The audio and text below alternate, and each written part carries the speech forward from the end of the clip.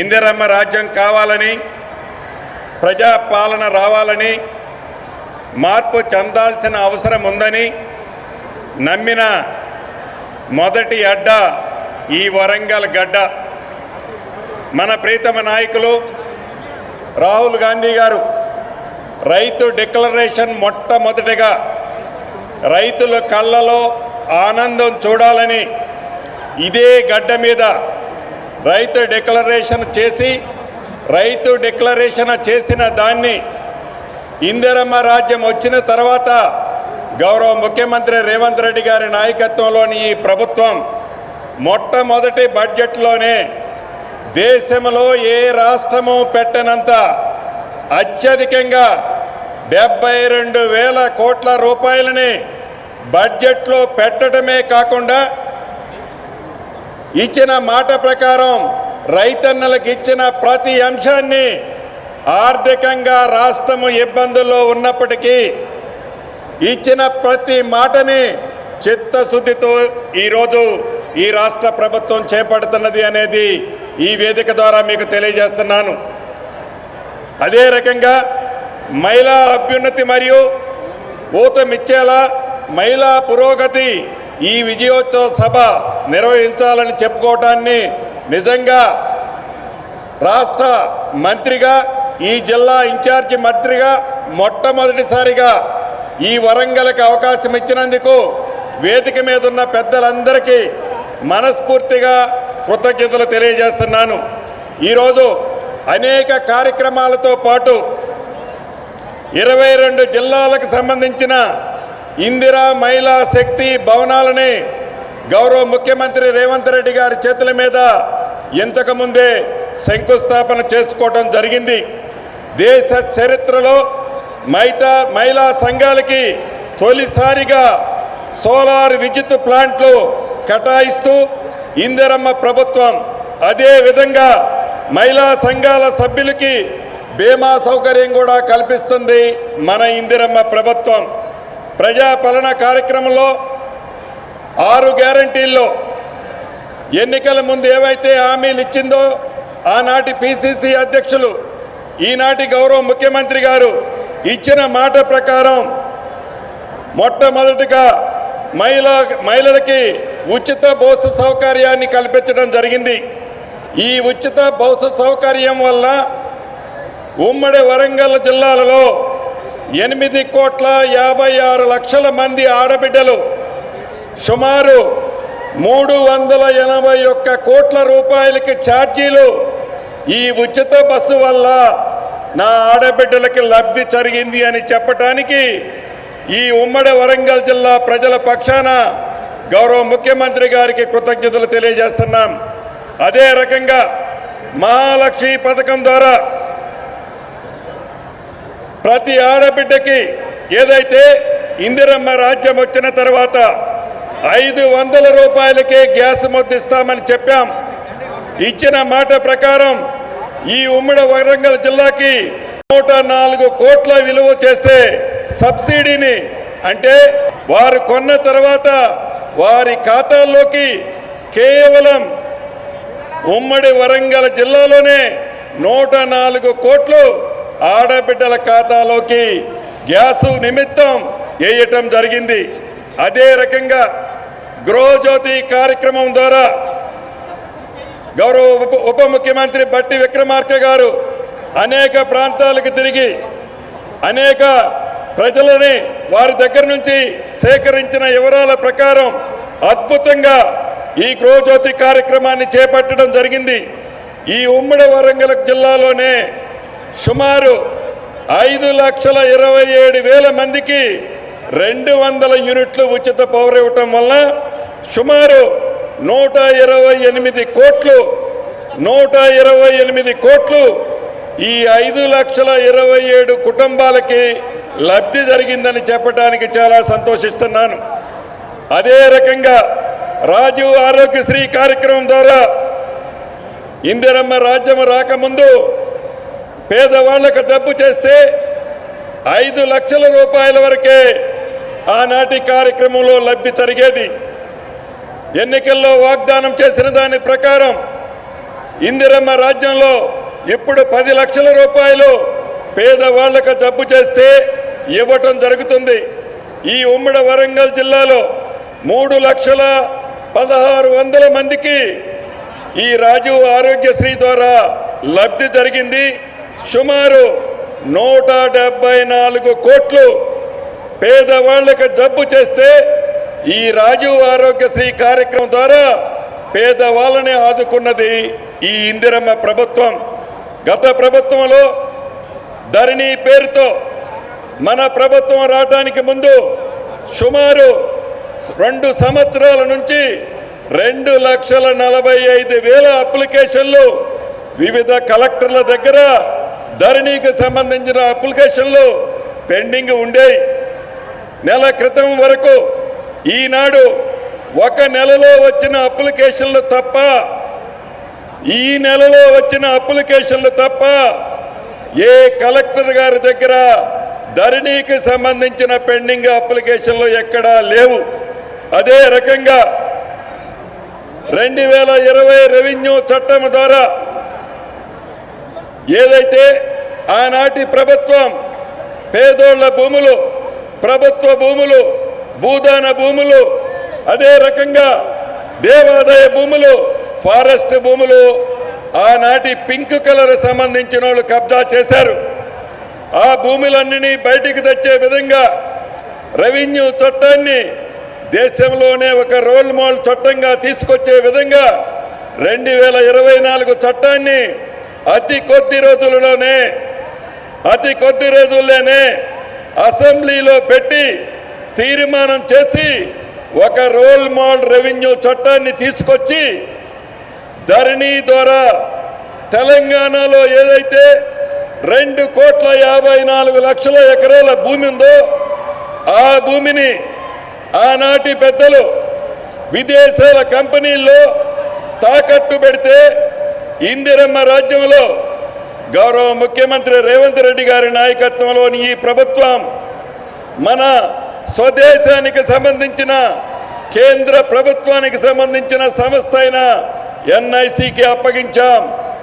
రాబోయే రోజుల్లో ధరణి సమస్యలు కానీ భూమి సమస్యలు కానీ పేదవాడికి సంబంధించిన 1 గజాన్ని ఎవరైతే ఆనాడు దొంగిలించారో, ఎవరైతే కబ్జా చేశారో చేసిన ప్రతి గజాన్ని పేదవాళ్ళకి చెందే విధంగా ఈ కొత్త చట్టాన్ని తీసుకురాబోతున్నాం.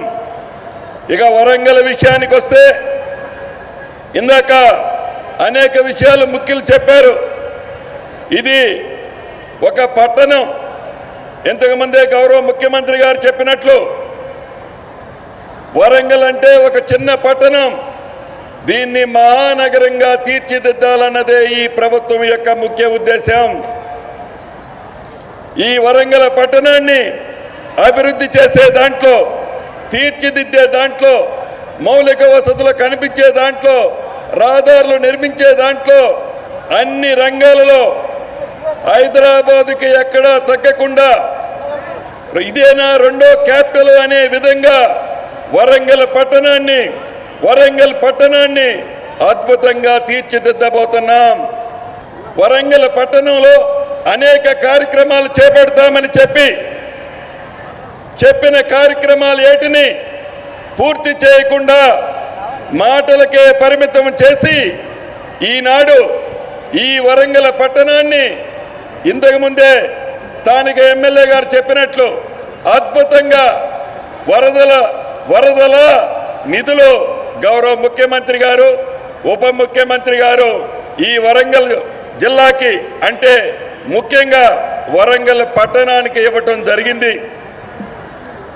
ఇంతకుముందే గౌరవ ముఖ్యమంత్రి గారు రేవంత్ రెడ్డి గారి చేతుల మీద కాళోజీ నారాయణరావు గారి ఆడిటోరియాన్ని ఓపెన్ చేసుకున్నాం. ఇక్కడ మీకు ఒక విషయం చెప్పాల్సిన అవసరం ఉంది. ఈ ఆడిటోరియాన్ని 2014లో అంటే సుమారు 10 సంవత్సరాల క్రితం ఆనాటి ముఖ్యమంత్రి గారు కేసీఆర్ గారు శంకుస్థాపన చేశారు. కానీ కాళోజీ కళాక్షేత్రాన్ని పూర్తి చేయాలని చిత్తశుద్ధి వారికి లేదు. వారు నివసించడానికి అద్భుతమైన బిల్డింగ్ కట్టడానికి అయితే డబ్బులుంటాయి.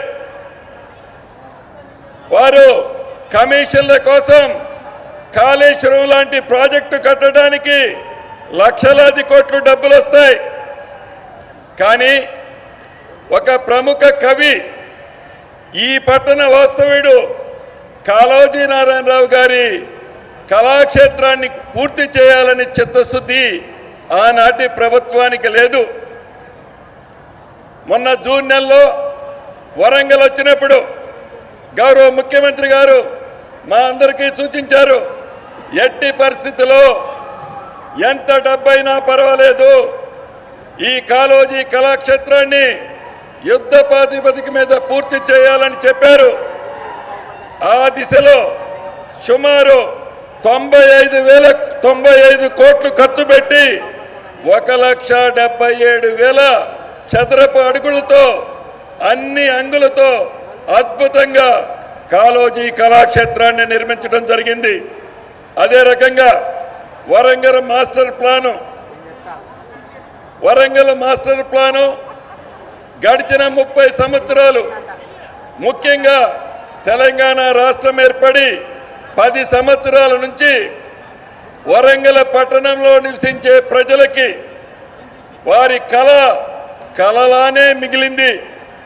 గౌరవ ముఖ్యమంత్రి గారు రాబోయే తరాలను కూడా దృష్టిలో పెట్టుకొని అద్భుతంగా ఇంతకు ముందే వరంగల్ మాస్టర్ ప్లానుని శాంక్షన్ చేసి రిలీజ్ చేసినందుకు ఈ జిల్లా ఇన్ఛార్జి మంత్రిగా గౌరవ ముఖ్యమంత్రి గారికి అభినందనలు, కృతజ్ఞతలు తెలియజేస్తున్నాను. ఇది సుమారు 1805 చదరపు కిలోమీటర్లతో అన్ని అంగులతో ఆర్భాటంగా ఈ వరంగల్ పట్టణానికి అన్ని వసతులు వచ్చే విధంగా ఈ మాస్టర్ ప్లాన్ని నిర్మించుకోవడం జరిగింది. ఇక ఇన్నర్ రింగ్ రోడ్డు 45 కిలోమీటర్లు ఉంది. ఈ 45 కిలోమీటర్లకి 572 కోట్ల అవసరం ఉంది.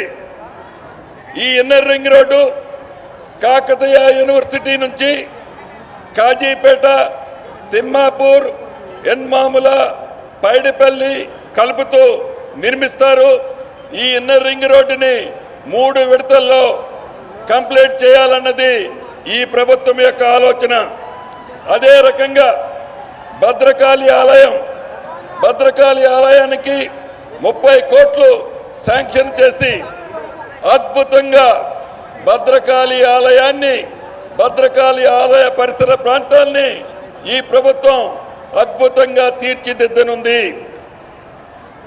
వివిధ నిధుల నుంచి ఇప్పటి వరకు ఇందిరమ్మ రాజ్యం వచ్చిన తర్వాత గౌరవ ముఖ్యమంత్రి రేవంత్ రెడ్డి గారి నాయకత్వంలోని ఈ ప్రభుత్వం ఈ ఉమ్మడి వరంగల్ జిల్లాకి 5,213 కోట్ల రూపాయలు శాంక్షన్ చేయటం జరిగింది.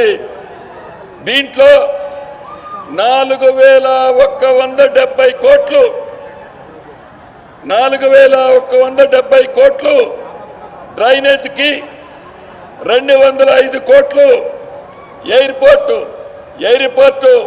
ఈ ప్రాంత ప్రజల చిరకాల వాంఛ. ఈ ప్రాంత ప్రజలే కాదు, అటు నిజామాబాద్, అటు కరీంనగర్ ప్రాంత ప్రజలకు కూడా ఈ ఎయిర్పోర్టు చిరకాల వాంఛ. ఈ చిరకాల వాంఛనే ఇందిరమ్మ రాజ్యంలో గౌరవ ముఖ్యమంత్రి రేవంత్ రెడ్డి గారి నాయకత్వంలోని ఈ ప్రభుత్వం అతి కొద్ది రోజుల్లోనే ప్రారంభించుకోబోతున్నాం. కాకతీయ మెగా టెక్స్టైల్కి 161 కోట్లు అన్ని వసతులు ఏర్పాటు చేయడానికి కేటాయించడం జరిగింది. అదే రకంగా 157 కోట్లతో కాకతీయ టెక్స్టైల్లో వరద నీరు వస్తుంటే దాన్ని అత్యధిక అధునాతనమైన ఆర్టీసీ బస్ స్టాండ్ని నిర్మించుకుంటున్నాం. ఇలా అనేకమైన కార్యక్రమాలు చేపడుతున్నాం. సుమారు 230 కోట్లతో అనేక మిగిలిన అభివృద్ధి కార్యక్రమాలని శాంక్షన్ చేసుకోబోతున్నాం. ఇంతకుముందే జనగాం జిల్లా స్టేషన్ గన్పూర్లో కూడా 26 కోట్ల రూపాయలతో డివిజనల్ స్థాయి కార్యాలయ సముదాయాలని అన్ని ఒక దగ్గర ఇంటిగ్రేటెడ్ సముదాయాన్ని కూడా నిర్మించుకోబోతున్నాం. ఇంతకుముందు సురేఖక్క అనేక సార్లు గౌరవ ముఖ్యమంత్రి గారి దగ్గర ఉన్నప్పుడు నేను వింటుండేవాడిని, గుడి, చర్చి, మసీదుకి నాకు 3 కోట్లు కావాలని గట్టిగా పట్టుబట్టేది. గౌరవ ముఖ్యమంత్రి గారు ఆ 3 కోట్లు కూడా శాంక్షన్ చేసినందుకు కృతజ్ఞతలు చెప్తున్నాను. ఇలా అనేక కార్యక్రమాలు వరంగల్ జిల్లాని హైదరాబాద్ తర్వాత అన్ని రంగాలలో తీర్చిదిద్దే విధంగా అద్భుతంగా హైదరాబాద్తో సమానంగా వరంగల్ జిల్లాని నిర్మించాలన్నదే ఈ ప్రభుత్వం యొక్క ఆలోచనని తెలియచేసుకుంటూ, ఇంత పెద్ద ఎత్తున నిధులు ఇచ్చినందుకు గౌరవ ముఖ్యమంత్రి గారికి వరంగల్ జిల్లా ప్రజల పక్షాన అభినందనలు, కృతజ్ఞతలు తెలుపుతూ సెలవు తీసుకుంటున్నానన్న. Thank you very much.